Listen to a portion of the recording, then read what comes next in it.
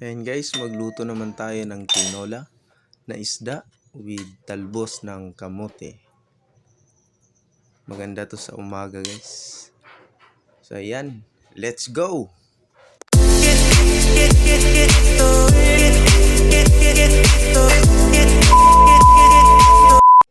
So ayan guys, ito yung isda na inihanda natin.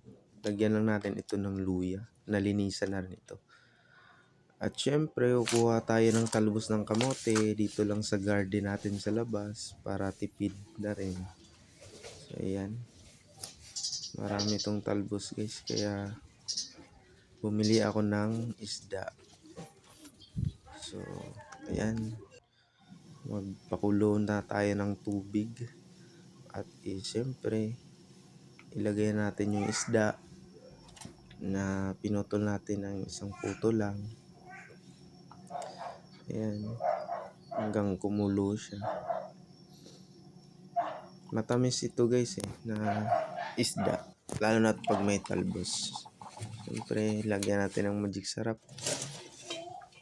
At isabay na rin natin itong talbos ng kamote. Ayan guys. Manamis-namis itong sabaw na ito guys Ayan guys, idiinan lang natin ng kaunti para naluto din siya. Siyempre takpan na natin.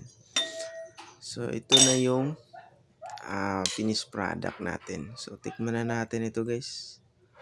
Grabe, ang sarap, ang tamis. Salamat guys sa panonood.